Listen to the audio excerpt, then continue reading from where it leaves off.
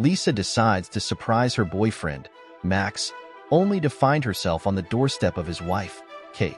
The two women become allies to seek revenge against Max, but as their plan unfolds, Lisa finds herself caught in yet another web of deception.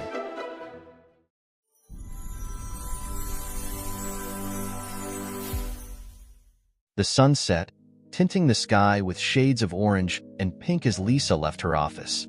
She was a 28-year-old lawyer, dedicated and passionate about her work, but on that day, her thoughts were far from lawsuits and courts. When she arrived at the parking lot, she saw Max, her fiancé, waiting next to her car with a bouquet of flowers. Even after only 3 months of relationship, they were deeply connected and planning a future together.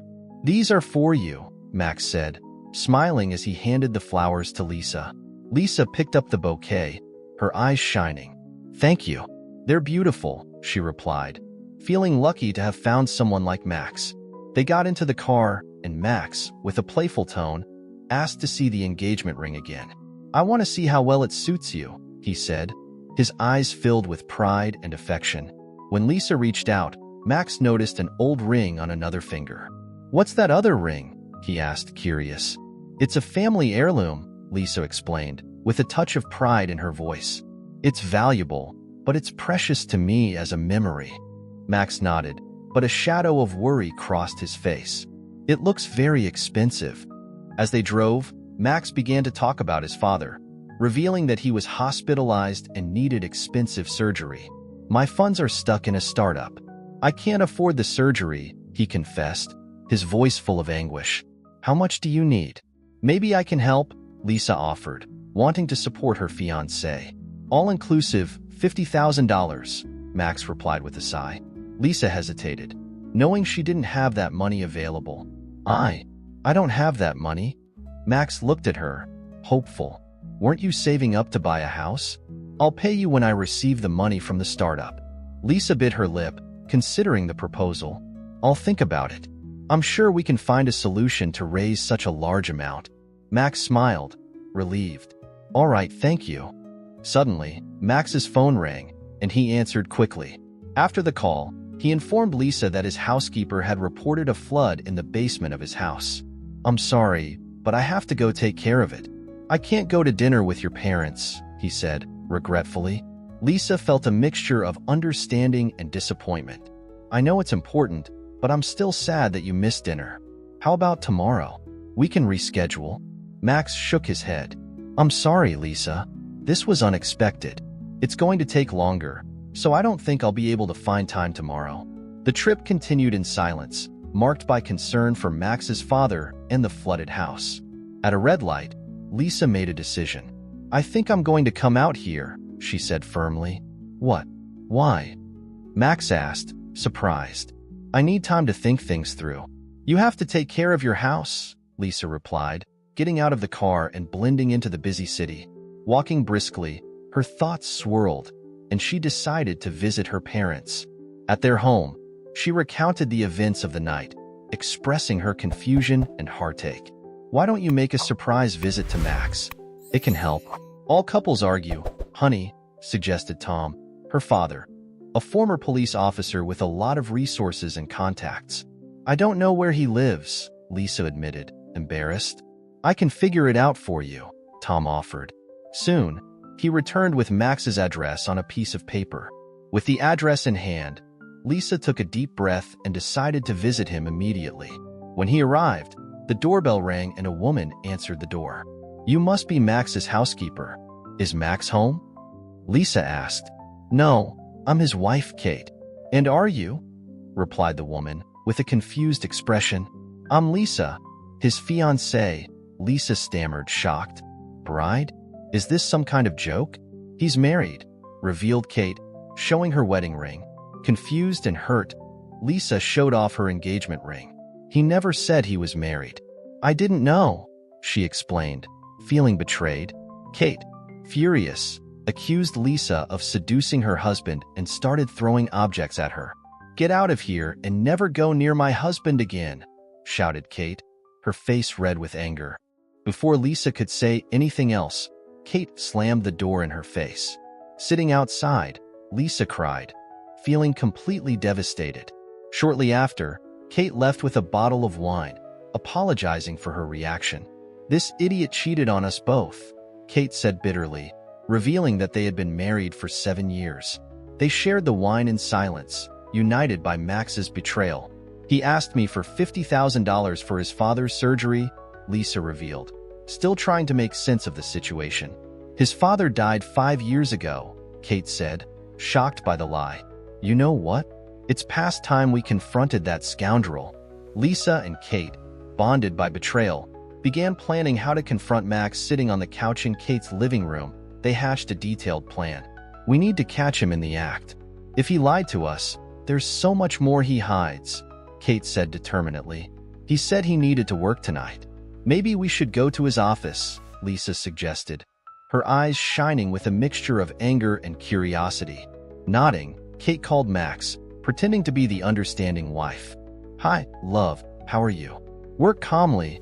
I'll go to bed early," she said, with a false sweetness. Lisa and Kate headed to Max's office. When they arrived, the security guard recognized them, allowing them to enter without question. They walked through the silent corridors to Max's office. The door was ajar, and inside, he was on the phone, laughing and talking to another woman. "They're going to love the new idea. We are going to make millions," said Max, oblivious to the presence of the two women. Lisa and Kate exchanged glances, anger simmering in their veins. After he hung up, Lisa entered the room firmly. "Max, what's going on here?" he asked, his voice trembling with emotion. Max turned around, surprised. "Lisa? Kate? What are you doing here?" he stammered, trying to keep his composure. Kate stepped forward, her expression hard. "We know everything, Max. Your wife and your fiancé, deceived and betrayed." "Who are you really?" she demanded. Max tried to stay calm. "You don't understand. It's more complicated than it sounds." Lisa couldn't help herself. "More complicated? You lied about everything. Your father, your money, even your name," she shouted, tears streaming down her face. Max sighed, knowing he was cornered. "Okay, I'll explain everything, but not here. Let's go to a safe place." Suspicious, but eager for answers, Lisa and Kate agreed. The night was just beginning, and the truth would finally be revealed. Lisa and Kate followed Max to a small cafe away from the hustle and bustle of the city. They sat in a discreet corner, where Max began to speak, his face showing a mixture of shame and determination. "I never wanted it to come to that," Max began, looking at both of them. "My real name is Marcus. Everything you know about me? It's a lie." Lisa felt a knot form in her stomach. "Why? Why do this to us?" he asked, his voice full of pain. Max sighed deeply. "I was raised in an environment of lies and fraud. My father was a scammer. I learned from him since I was little. When he died, I continued in the family business." Kate was furious. "And you thought you could fool us forever? Play with our feelings and our lives?"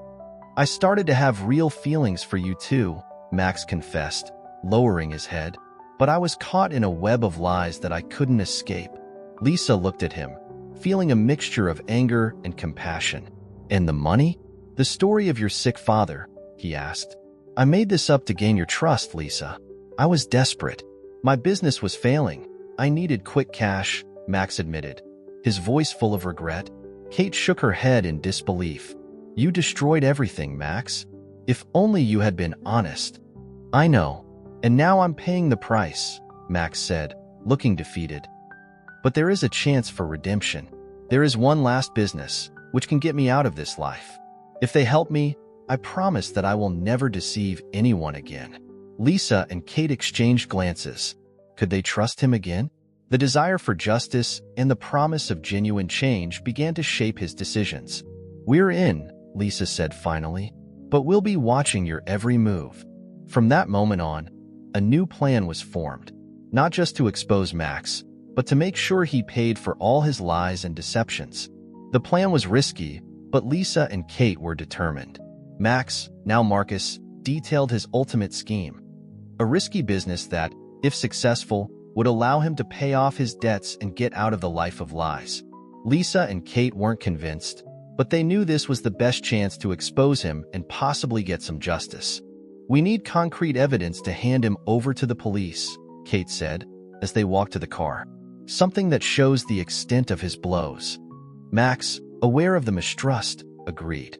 "I know you don't trust me, but I'm going to prove that I'm telling the truth. Tomorrow, I'll show you where I keep all the documents." The next morning, they found themselves in an abandoned warehouse. Max opened a hidden safe and pulled out a stack of documents. "Everything is here. Names, dates, values. All the money I spent and all the lies I told." Lisa and Kate flipped through the papers in disbelief. "This is unbelievable," Lisa murmured. "You have records of everything? I need to have control over my lies. But now, I want to use this to clear my name," Max said, his voice full of hope. While Lisa was photographing the documents, Kate received a call. It was Detective Rodriguez, an old friend. "We need to talk. I have important information," he said. They met Rodriguez in a cafe. He looked seriously at Max. "I've received complaints about you, Marcus. His record is long. But if you really want to change, I need overwhelming evidence." Lisa handed the photos of the documents to Rodriguez. "Everything is here. Let's help catch him in the act." Rodriguez nodded. "We need to catch Marcus in the act, in a negotiation. This will guarantee his arrest." Max, nervously, agreed. "I'm going to schedule a meeting with my partners. It will be risky, but it's the only way." As night fell, the tension increased. Lisa, Kate, and Rodriguez knew that the next day would be decisive. Max would risk everything. If they failed, Max's web of lies could close in on all of them. And in the distance, the shadows of Max's past began to move, threatening to swallow any hope of redemption. It was dawn, and the city seemed darker. They were ready to play the game of truth, knowing that every move could be their last. The meeting was scheduled for a moonless night, in an abandoned warehouse on the outskirts of the city. Max, Lisa, Kate, and Rodriguez arrived early to get ready. The plan was simple but dangerous. Catch Marcus in the act, record the negotiation, and ensure his arrest. "Are you sure you can do that?" asked Lisa, worried. Max nodded, his eyes full of determination. "Yes, I'm going to do that. I have no other choice." Rodriguez set up the recording equipment while Lisa and Kate positioned themselves at strategic points to observe without being seen. The air was charged with tension, each noise echoing through the empty warehouse. Shortly after, Max's partners began to arrive. Dark-looking men, with suspicious looks. Max greeted them, trying to stay calm. "Are you ready?" asked one of them, loud and hoarse. "Yes, everything is agreed," Max replied, handing over a folder full of forged documents. While the negotiation was taking place, Rodriguez recorded everything. "It's going well," he whispered to Lisa and Kate. "We need something concrete. A confession." "Are you sure this will work?" asked Kate, anxiously. Rodriguez nodded. "We have to believe." Suddenly, one of the men pulled out a gun. "What if this is a trap?" he said, pointing the gun at Max. Max raised his hands, trying to calm the situation. "It's not a trap. I am with you." Lisa and Kate held their breath, fear growing. Rodriguez was ready to intervene. "Keep calm," he whispered, his eyes fixed on the scene. "Let's get this over with," another man said, picking up the briefcase. "But first," Max interrupted, "I need to know that I'm safe. I don't want any problems." The man with the gun hesitated. "You're safe as long as you play fair." Rodriguez, realizing the opportunity, prepared to act. "Now," he said, signaling to Lisa and Kate. They came out of their hiding places, guns drawn. "Police, drop your weapons," shouted Rodriguez. The warehouse erupted in chaos. Max's men tried to resist, but were quickly overwhelmed. Max, finally free of his lies, fell to his knees, exhausted.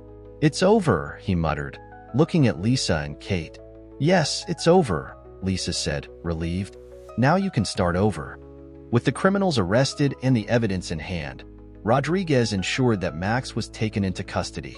As the night wore on, a new hope dawned. The web of lies finally unraveled, and for Lisa, Kate, and Max, a new chapter began. The days after the operation in the warehouse were intense. Lisa and Kate were determined to rebuild their lives, but they knew the road would be long.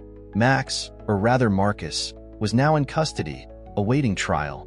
But there was something else they needed to do. Ensure that all of Marcus' victims got justice.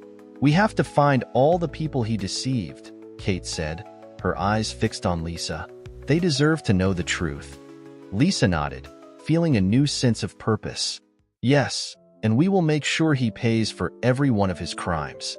They began to investigate, using the documents they had recovered from the warehouse. The list of victims was long, and each name represented a story of betrayal and loss. They started reaching out to these people, listening to their stories and offering support. On a rainy afternoon, they met one of the victims, a man named Eduardo. He had lost all his savings in a scheme that Marcus had orchestrated. "He promised that I would be rich," said Eduardo, his voice full of bitterness. "Now, I have nothing." "Let's do justice, Eduardo," Lisa said, holding his hand. "You're not alone." Meanwhile, Marcus was facing his own battles in prison. He knew that his future depended on his cooperation with the police and the sincerity of his repentance. Detective Rodriguez visited him regularly, extracting more information about his former partners in crime. "You have a chance at redemption, Marcus," Rodriguez said, "but you have to be honest. With everyone." Marcus, his face marked by regret, nodded. "I'll tell you everything. I really want to change." Meanwhile, Lisa and Kate continued their mission. They brought all the victims together in a large meeting, creating a network of support and information sharing. "Together, we are stronger," Kate said, emotionally. "We will not let it destroy more lives." Marcus's trial was approaching, and the tension was rising. The evidence was piling up, and the witnesses were ready to testify. Lisa and Kate, now more united than ever, were determined to see justice done. In court, Marcus would face the truth of his actions. And as the world waited for the verdict, Lisa and Kate knew that regardless of the outcome, they had reclaimed their lives and found a new purpose. The fight for redemption was just beginning. The great day of judgment has finally arrived. Lisa and Kate were nervous but determined.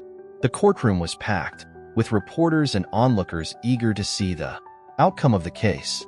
Marcus, in a suit and handcuffed, entered the room with a grim expression. He knew his fate was at stake. Rodriguez approached Lisa and Kate. "Today is the day," he said. "Let's do justice."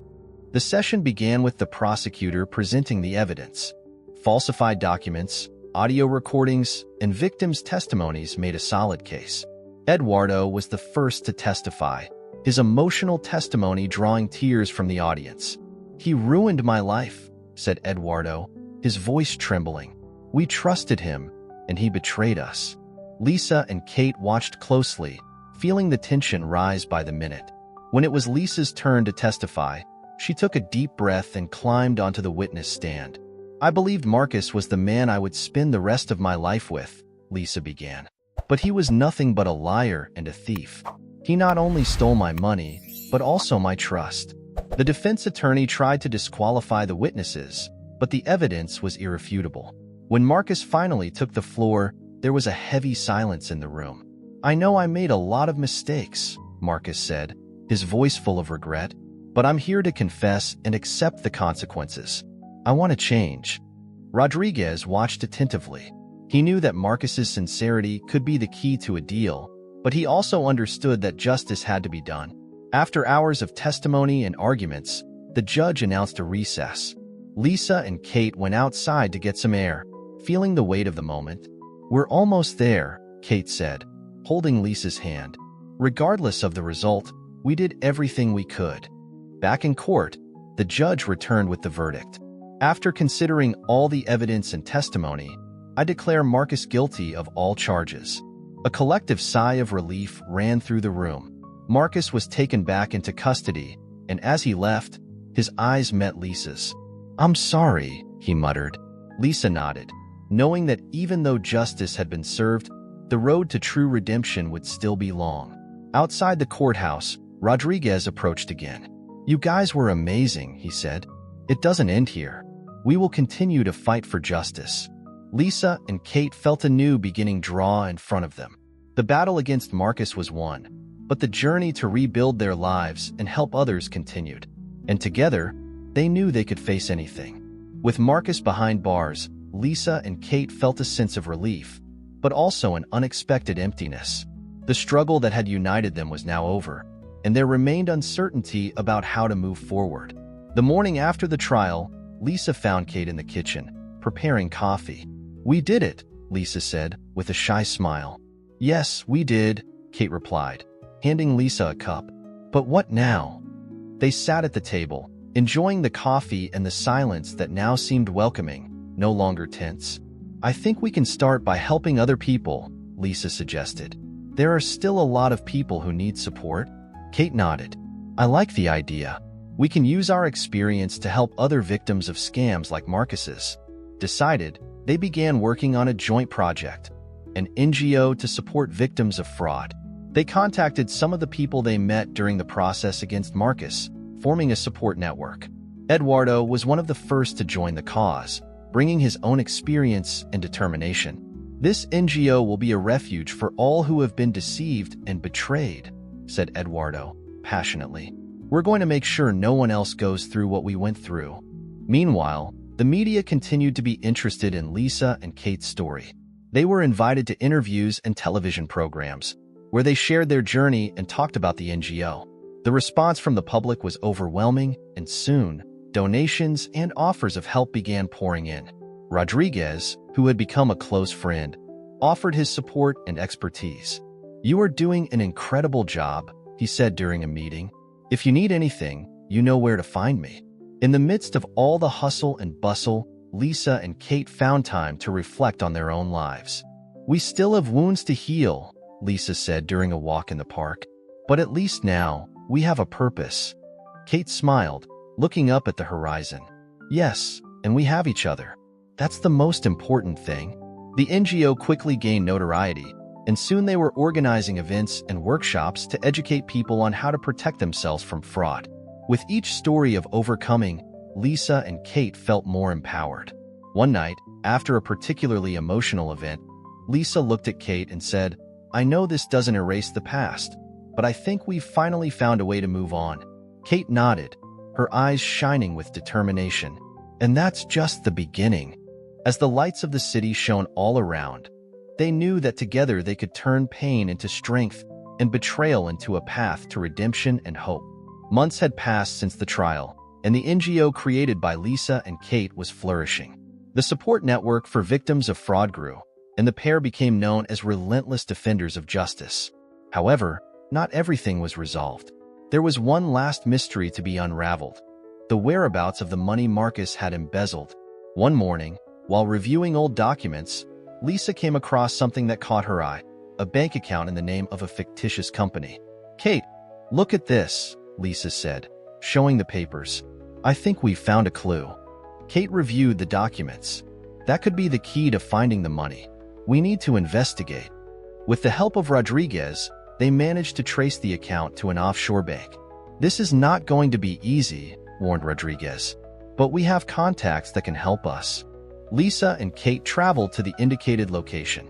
The atmosphere was tense, and they knew they were taking risks, but their determination to deliver justice was stronger. At the bank, they found a manager who, after some persuasion and with the correct documents, revealed information about the account. Most of the money was transferred to an investment account in the name of a certain Eduardo Silva, said the manager. Lisa and Kate looked at each other, shocked. "Eduardo," murmured Kate. "He was with us the whole time." Back at the office, they confronted Eduardo. "Why did you do that?" asked Lisa, her voice trembling with anger and disappointment. Eduardo sighed, his eyes full of guilt. "I needed the money to save my company. Marcus deceived me too, promising that we would share the profits.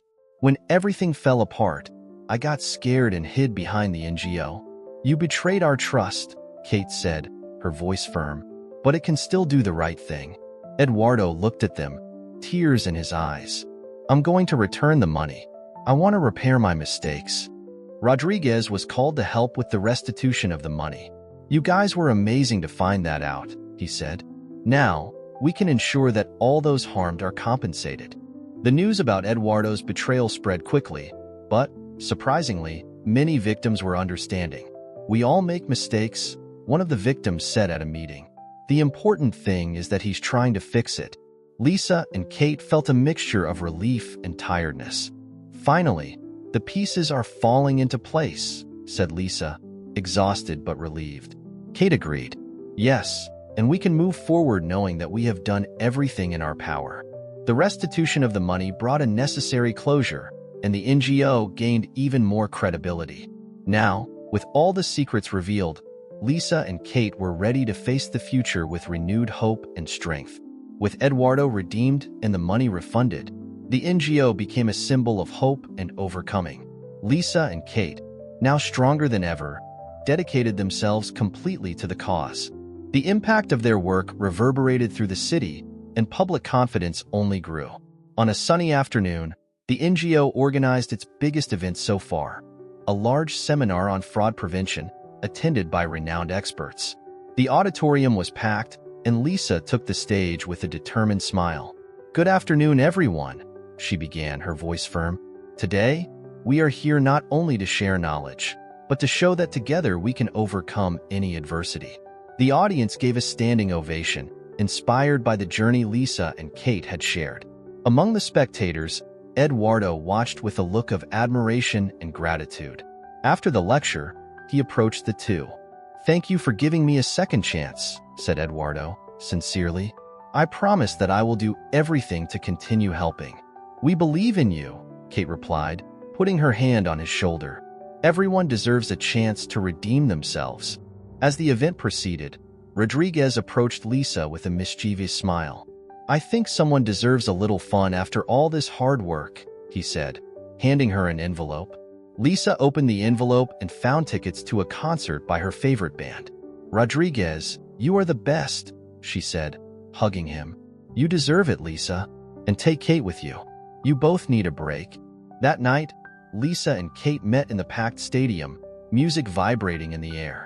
They allowed themselves to relax and have fun, feeling the weight of the past few months dissipate.